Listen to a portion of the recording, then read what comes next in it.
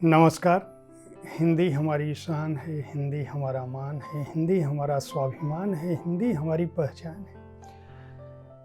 आप सभी को फिजी में चल रहे विश्व हिंदी सम्मेलन की हार्दिक बधाई। फिजी जो दुनिया के एक कोने में बहुत छोटा सा देश है, वहाँ किस तरह भारतवंशियों ने सैकड़ों साल पहले जाकर भी अपनी संस्कृति, अपनी सभ्यता को बचाए रखा। वहाँ पर यह सम्मेलन आयोजित हो रहा है। मैं जयप्रकाश पांडे साहित्य तक के बुक कैफे के एक दिन एक किताब में एक ऐसी ही पुस्तक के साथ उपस्थित हूँ जो फिजी में हिंदी की कहानी कहती है। इस पुस्तक का नाम है फिजी में हिंदी, विविध प्रसंग। इसके संपादक हैं डॉक्टर राजेश कुमार माझी।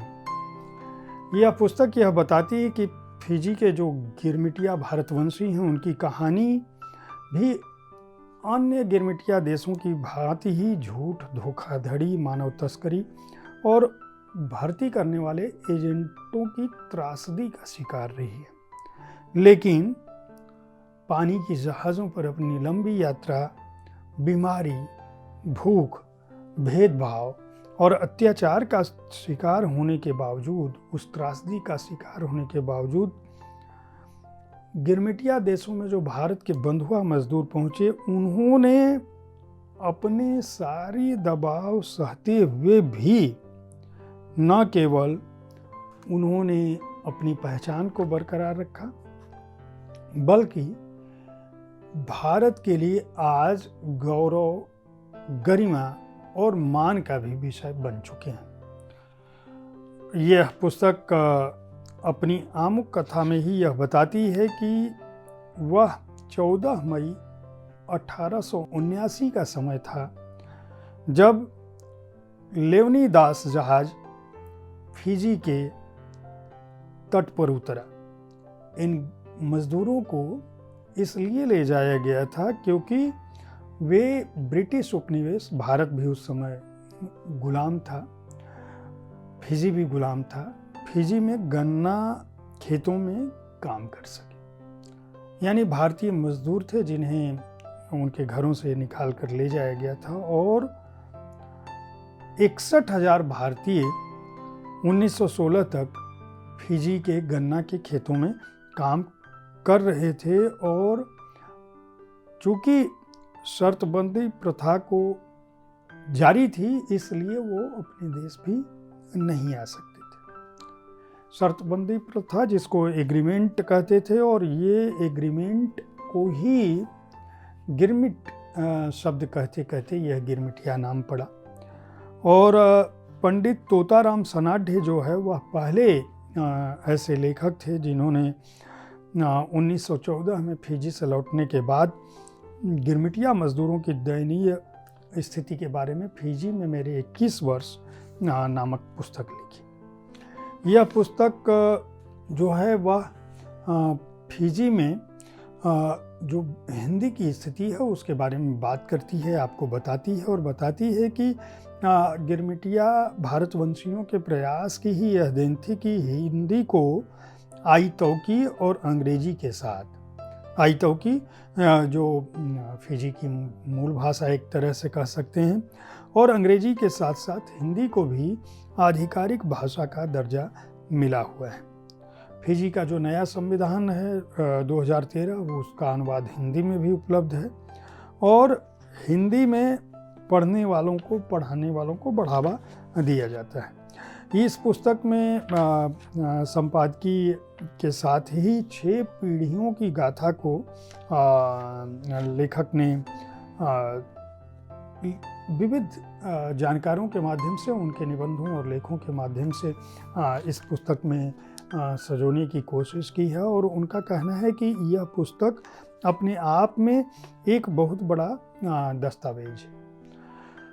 कमलेश प्रकाश ने इसका आमुख लिखा है, डॉक्टर सच्चिदानंद जोशी का अभिमत है, प्रोफेसर प्रकाश मणि त्रिपाठी का अभिमत है, और डॉक्टर राजेश कुमार माझी ने 43वां गिरमिट स्मृति दिवस के नाम पर इस पुस्तक को उस दौरान अतीत से सीख और अतीत पर गर्व करके उन्होंने इस पुस्तक को लिखा है। इसके खंड 1 में फिजी का गिरमिट इतिहास और संघर्ष की गाथा है। उसमें भावना सक्सेना, अनिल जोशी और डॉक्टर धीरा वर्मा के लेख हैं। खंड 2 में फिजी का सृजनात्मक साहित्य है, जिसमें डॉक्टर विमलेश कांति वर्मा के अलावा जिन विद्वानों का लेख है उनमें doctor Manisha Ramrakha, professor Harimohan, doctor Himanshu Sen, doctor Deepak Pandey, Deepti Agarwal, doctor Nutan Pandey, Rekha Kumari Nandini और दीप्ति अग्रवाल का एक और लेख है जो फिजी हिंदी के उन्नायक प्रोफेसर सुब्रमणी पर है। खंड 3 में फिजी में जो हिंदी शिक्षण की स्थिति है उसके बारे में श्यामला कुसुमचंद, रोहिणी लता कुमार, डॉक्टर सुनीता वर्मा का लेख है। खंड 4 में फिजी की सभ्यता, संस्कृति एवं विविध प्रसंग पर doctor Dheera Verma, doctor Subhashini Lata Kumar, doctor Kamal Kishore Mishra, doctor Jawahar Karnavat, doctor Harish Naval, doctor Shraddha Das, Vivekanand Sharma, doctor Sarita Devi Chand, Sharmila Chand, doctor Rakesh Pandey, doctor Naresh Chand और श्वेता दत्त चौधरी के अलावा डॉक्टर शैलजा सक्सेना के लिए लेख है।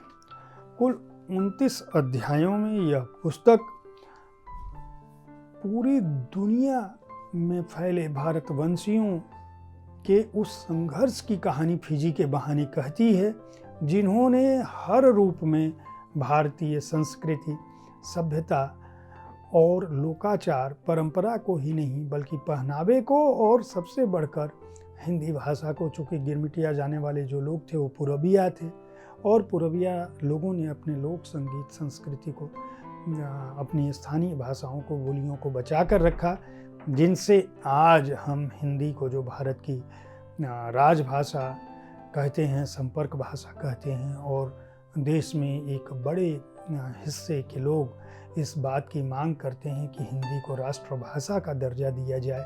वह मांग, वह प्रयास, वह इच्छा और वह स्वप्न संजोने में, उसको आगे बढ़ाने में, उसे संरक्षित करने में कहीं न कहीं भारतवंशियों का, गिरमिटियों का बहुत बड़ा हाथ है।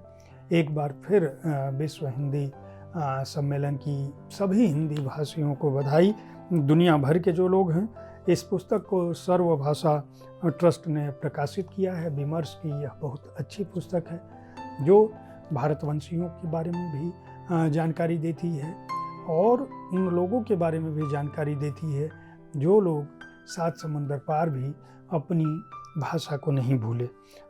इस पुस्तक के हार्ड बाउंड संस्करण का मूल्य है 700 रुपये।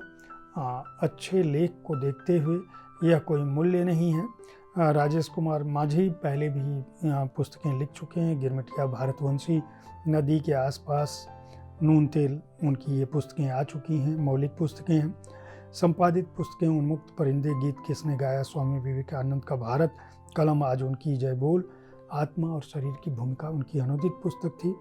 तो बहुत सारे काम करते रहे। इस पुस्तक को अगर आपको हिंदी में रुचि है और भारतवंशियों के बारे में जानना चाहते हैं तो ज़रूर खरीदें।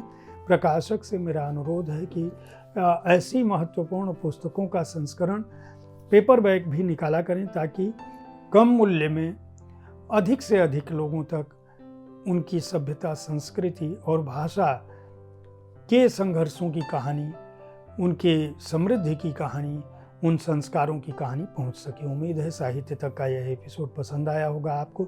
इस कार्यक्रम के बारे में अपनी राय से अवगत कराना न भूलें। कल ठीक इसी समय ऐसी ही किसी एक पुस्तक के साथ मैं फिर मिलूंगा आपसे। देखते रहें साहित्य तक। धन्यवाद।